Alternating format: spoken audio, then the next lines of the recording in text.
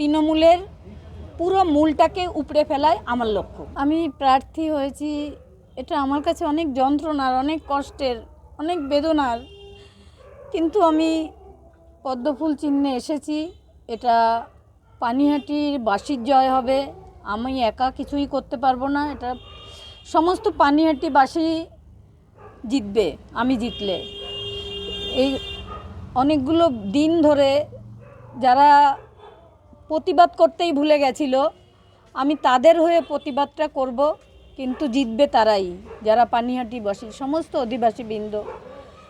আমার মেয়ে এখানে ডায়মন্ড যে চেম্বার করতো, সেখানে সে অনেক পেশেন্টকে চিকিৎসা করত এবং ও বলতো যে মা, কারো কাছে কিছু চাইতে নেই, দিতে হয়।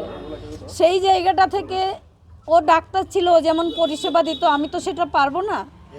তাই আমি চাইবো যে পানিহাটির যে দুরবস্থা, যে জঙ্গল, চারিদিকে রাস্তা দিয়ে হাঁটার উপযোগী নয়, যে ড্রেনেজ ব্যবস্থা, জল জমা, এসবগুলো প্রথমেই তার থেকে আগে হচ্ছে নারী সুরক্ষা, নারী সম্মান, শিক্ষা, যেটা দুর্নীতিতে লোপ হয়ে গেছে। মানুষ সেটা বলতেও ভুলে যায়। মানুষের কতটুকু পাওয়া উচিত, কতটুকু পাওয়া উচিত না, এটাই মানুষ জানে না। মানুষের সচেতন হওয়া দরকার। সেই মানুষকে সচেতন হবে এবং পানিহাটির মানুষই জিতবে। আমি কাকিমা বলছিলাম যে আপনারা বারংবার বলছিলেন যে প্রার্থী হলে লড়াইটা সব থেকে বেশি সহজ হয়ে যাবে, সেক্ষেত্রে এখন কি অঙ্কটা আরো বেশি সহজ হয়ে গেল ভোটের রাজনীতিতে? না, সেটা না, বিচার আমি পাবো সেই মানসিক দৃঢ়তা আমার কাছে আছে। আমার তো একটা মেয়ে হারিয়েছে, তাকে আমি সুরক্ষা দিতে পারিনি, কিন্তু সেই রাতের যে যন্ত্রণাটা সে পেয়েছিল, সেটা আমার থেকে অনেক বেশি, অনেক বেশি। একা কাউকে খুঁজে পায়নি, শুধু মা বাবা হয়তো চিৎকার করেই গেছে।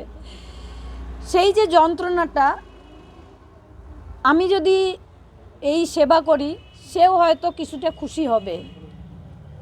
প্রথম খবরটা কোথা থেকে পেলেন? টিভিতে, TV9 বাংলাতেই দেখলাম প্রথম। না না, এখনো কেউ কিছু, এমনি সাধারণ যারা এখানকার দলীয় কর্মী আছে তারা জানিয়েছে। একবার সংবাদ মাধ্যমে জানতে পারলেন ফার্স্ট? হ্যাঁ আচ্ছা, দলের কর্মী বা যোগাযোগ করেছে কারা? হ্যাঁ, অনেকেই যোগাযোগ করেছে। আচ্ছা, তারা কি বলেছে, পাশে আছে বা থাকবে এরকম, বা আমি তো চাই সমস্ত পানিহাটিবাসীকেই আমি পাশে চাই, পদ্মফুলে চিহ্নে ছাপ দেওয়ার জন্য, এবং সারা পশ্চিমবঙ্গে যেন এবার পদ্মফুল ফুটুক, এই আশাটাই করব আমি। তৃণমূলের পুরো মূলটাকে উপড়ে ফেলায় আমার লক্ষ্য।